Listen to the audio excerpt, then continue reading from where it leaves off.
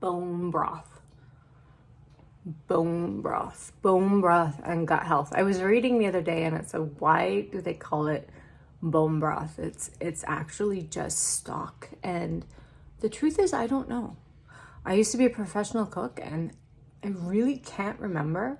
I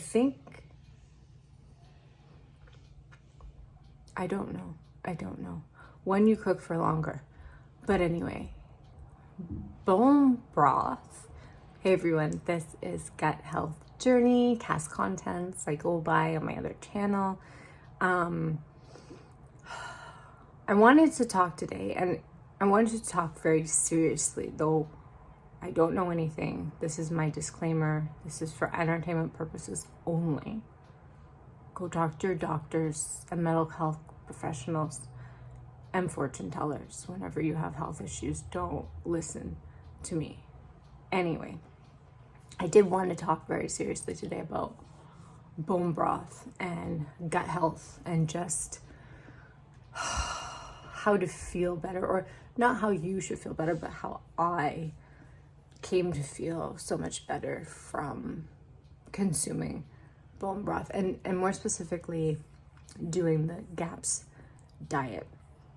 A few years ago, I was in bed most of the week in debilitating pain. I would go between what I called my sinus migraine one day to my regular migraine the other day, and then I would have endometriosis pain for however many days a month, all of them debilitating, all of them keeping me in bed or on the couch, just trying to stay awake as much as I could with the pain. And so all the things I had done hadn't worked, and in many cases just made things worse. So I'd heard about the GAPS diet watching a TED talk, and then I kind of would look into it now and then, and I think like, that's way too fucking hard.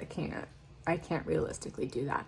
And then I just got to a point where it was like, I was pretty much afraid to leave the house, like afraid, I leave the house and breathe the air and I'm gonna get a migraine. I mean, it's a terrible way to live. That was 2017 to 2019. I was having 3 or 4 a week.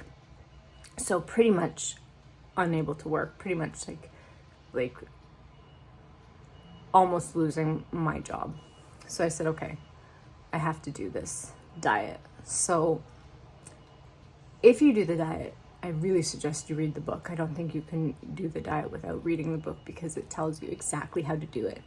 And if you're not in a position where you have to do this diet, then you probably won't, because it's a huge commitment. It's time consuming. I was talking to someone about how they're gonna try it by buying bone broth. I don't suggest that, because I know to buy bone broth, like the ones I've seen, a little, tub that might be a meal's worth is $10 or $20. Really what it takes is buying a whole chicken for $10 or $20 and using that chicken with some cheap, carrots, celery, and onions, and making bone broth. It's really not, it's fairly economical if you compare it to buying bone broth at the store. But when you do the diet, you will have to have that bone broth soup for all of your meals, certainly for the first 3 to 5 days. There's a learning curve. It takes your body time to get used to it. But for me, it worked immediately. Immediately, I stopped having the migraines. Immediately, my constipation started to reverse. However, then it stopped. The progress stopped, and I had to look into other things. So what I looked into was the SIBO treatment, which I will link. I won't talk about that too much in this video, but I will put the link in this video so you can look up what I'm talking about. But I tried the pills that were suggested for the SIBO, and then I went back into the bone broth, and then I had success, and then I did it for months. I had periods where I stopped, like it was Christmas time and I just stopped totally, and I started eating pasta and I ate Christmas food and everything. And then after that 2 week to a month period, I went back on it. and it was fine. So I mean, you don't have to feel like if you slip up, it's the end of the world. You can just start again.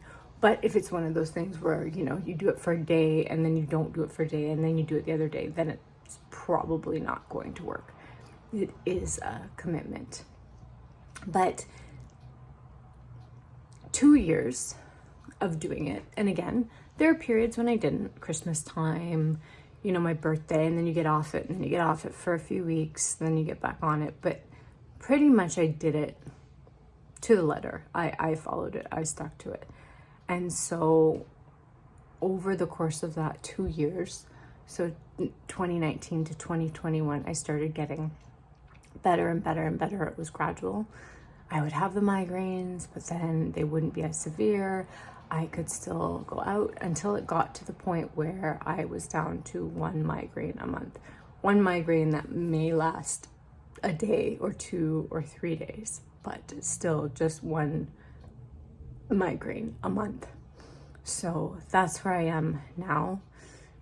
I did another diet for my endometriosis pain. I can get into that in another video.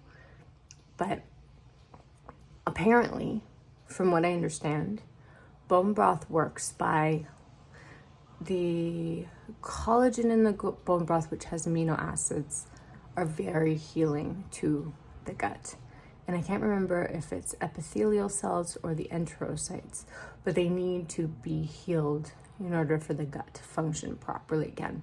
And if it's not functioning properly, things that we consume, things in our environment, they get into the gut and they kind of go off into the bloodstream where they shouldn't go.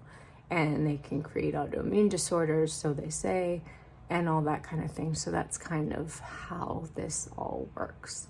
So if you're interested, I suggest you look into the GAPS diet and see if it's something that might be for you.